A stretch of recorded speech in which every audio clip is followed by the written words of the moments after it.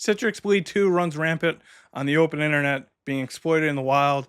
Google Gemini has some issues with direct and indirect prompt injection. And yes, Perfect Blue is here. We can take over your car now.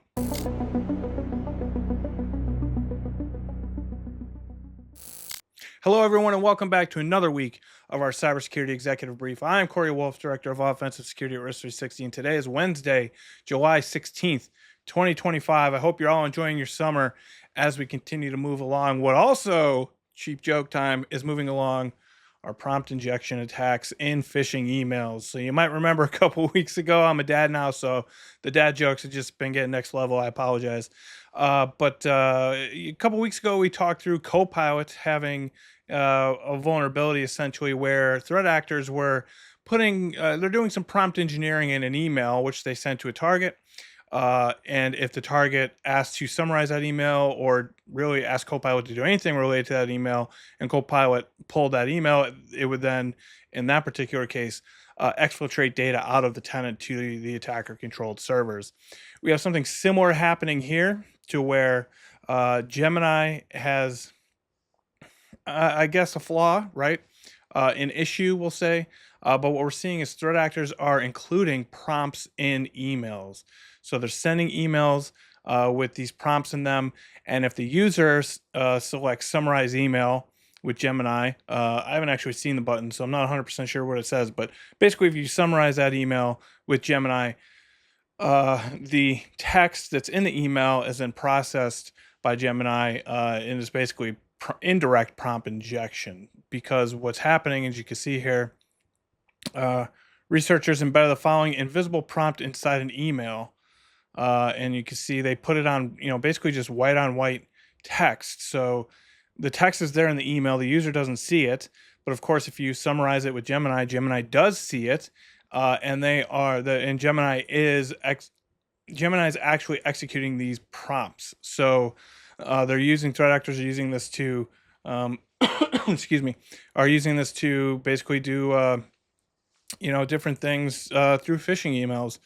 AI continues to be the threat actor's best friend when it comes to phishing and social engineering in general. But Google has acknowledged this, and this was originally, I believe, a researcher discovered the vulnerability and reported it to AI security firm. I believe this is Odin. Odin was, yep. What they're talking through here is basically, you can include a prompt in an email with white text so it's invisible, and Gemini will then perform that prompt. So this is a serious issue. Really, I think we've seen a little bit of work in the classifiers and trying to stop prompt injection from occurring in these cases. But I think we're going to see more of this. For example, Llama has Llama Guard, which is basically just a classifier. There's a couple of different controls out there that developers can use to try to stop prompt injection attacks like this. This, of course, is an indirect prompt injection because it's being put into an email, and then that email is being read when a user asks Gemini to summarize it. But this is just another example of AI and the uses of AI in different systems.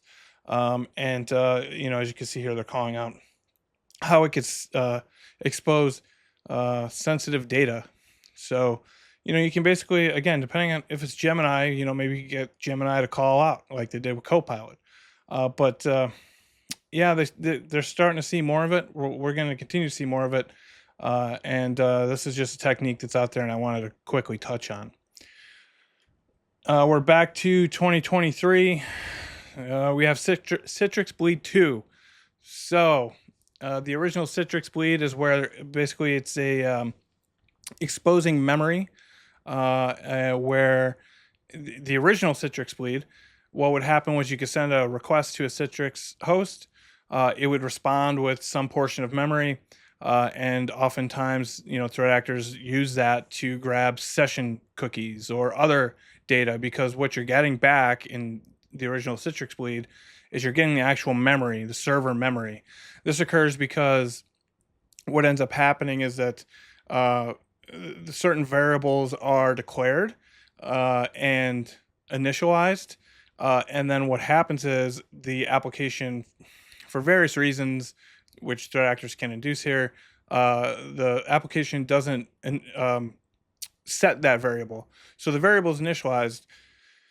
If we talk about low-level languages, basically you create a space in memory for a variable, and then you put whatever you want into that memory space.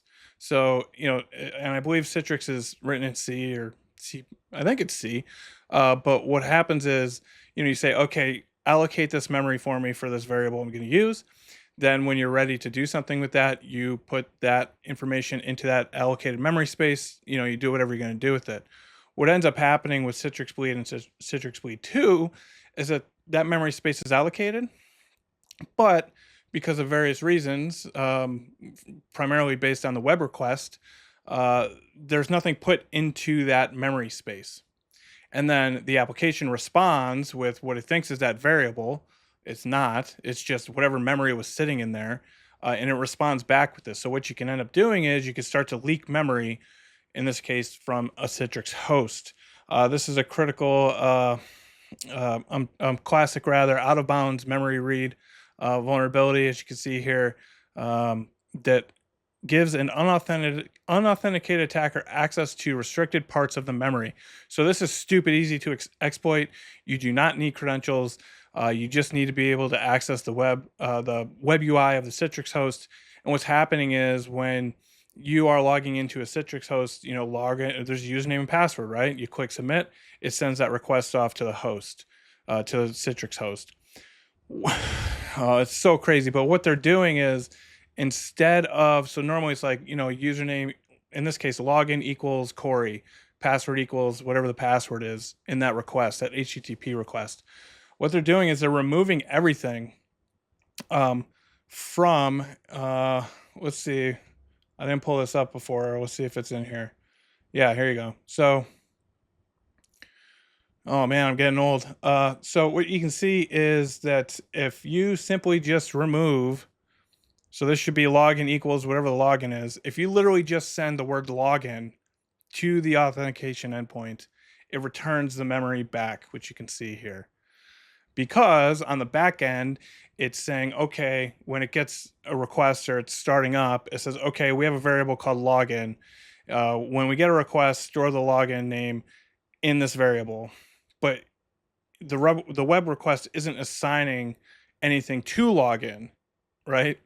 So it's just returning back whatever memory is in that allocated memory space that it created, right? Because the backend isn't setting that variable based on the request, right? Because there's nothing to set. So you just get whatever memory space was allocated sent back to you, which in this case you could see. This is the second time this happened. I would recommend that you read up on the Watchtower blog. It's highly entertaining. I hope you're into those kinds of things, but it's extremely entertaining. CISA has released advisories for this, and they are seeing it actively exploited. In fact, we could take a look at that if we check out Gray Noise, for example. We could actually take a look at what is happening out there in some of the in the wild exploitation of CitrixBleed 2. And what we can see is here, if we look, and now this is just Gray Noise's data, but they have a lot of it. And what we can see here is that they're seeing a ton of source countries, a ton of requests attempting to exploit this coming from China, Russia, South Korea, the United States. Looks like Bulgaria's in the running there. But this is actively being exploited in the wild. It's been added to the CISA known exploited vulnerabilities list. And it's probably going CitrixBleed in general was a good one. And threat actors had a really good time with it. And they're probably going to have a really good time with this as well. You can see United States taking the top spot here in destination countries for this particular exploit with 20, Germany 12, France 6, Italy. Wow, there's something in common with those countries. But the United States looks like by a fair margin here being the top targeted destination country according to the Gray Noise data here. If you're not familiar with Gray Noise, I highly suggest you check it out. For all intents and purposes, And if they hear me say this, I don't know how they'd feel about it, but they're basically just a huge honeypot that gathers all this data. They do a really good job. They're actually one of the first people to do a really good job when it comes to machine learning and the type of data that they have. Anyways, I'm not going to try to sell you on gray noise. You should check them out. There's a lot of good information here. But we can see the CitrixBleed is being actively exploited. This will probably only continue, and attempts will probably increase because the original CitrixBleed produced a lot of good results, as I'm sure this one will as well. So Citrix has released a patch. It is out there. Good luck and God bless on getting that updated. Last one for this week. There's some vulnerabilities found in Bluetooth. So there's there's a Bluetooth stack that basically, so there's firmware, right? There's Bluetooth hardware, the chips, and then there's firmware that reads that, right? And what happens a lot of times is, yeah, we have all these different devices from different manufacturers, but what they do is they all use the same Bluetooth chip, or, there's a handful of them that they all use, but there could be the same chip and firmware and stack built into all these devices. Even though they're different devices, they're all using the same Bluetooth stack and software and firmware and hardware. So what ends up happening is that stack is created by the manufacturer. And so if there's a vulnerability in that Bluetooth stack, well, it now affects however many devices are using that implementation for Bluetooth. That's what's happening here. Some researchers identified some issues with Bluetooth that's primarily used in vehicles. They did some pretty good analysis here. So as you can see here, the researchers conducted an analysis of the Blue SDK Bluetooth framework developed by OpenSynergy and found several vulnerabilities, including ones that enable remote code execution, bypassing security mechanisms, and information leaks. Yikes. So they demonstrated some of them, and they're calling it Perfect Blue to remotely compromise a vehicle. Some caveats. Of course, it's a Bluetooth vulnerability, so they do have to be relatively close, I don't know, 20 feet or less to the vehicle. There are also some instances where the vehicle does need to be in pairing mode for Bluetooth for it to work. That's not the case for all of the scenarios or all of the attack scenarios here, but there are some where that's required. It does have to be put into pairing mode for it to work. There's been lots of research over the years about threat actors. If they can gain access to the infotainment system, they can then pivot into things like, the lights, the locks, in some cases, depending on the vehicle, steering controls and that kind of thing. So this is a pretty big deal. The good news is that this was discovered. Yeah, here you can see a screenshot of them popping some shells. They got a shell on the on the car. Man, love it. But the good news is that this was reported back in May of 2024. And of course, they got their CVEs. Patches were created and distributed to customers starting September 2024. But of course, PCI Cybersecurity, which is the organization that identified the issues, waited till now to disclose. And so most cars or software instances should have these patches implemented. It doesn't necessarily mean that all of them are. But at the end of the day, really good research. Everything's connected, which means that everything can be messed with. So just want to call that one out as well. I thought that was interesting. Hopefully, that's been patched. It's not, the be all end all. Like I said, there are some caveats. It's Bluetooth, so you do have to be close. There are some scenarios where the user needs to put the car into pairing mode. But it should be patched. It should be patched at this point. So, yeah, interesting. I'd like to dive in a little bit more personally and try to break. I just don't have an extra vehicle that I could break by, what if I screw up? It's neither here nor there. But that's all that we have for you this week. As always, I hope you have an excellent rest of your week. I hope your summer's going well and the rain hasn't been, killing you too much here. I hope you have an excellent weekend, and I will see you here next Wednesday. Speak soon.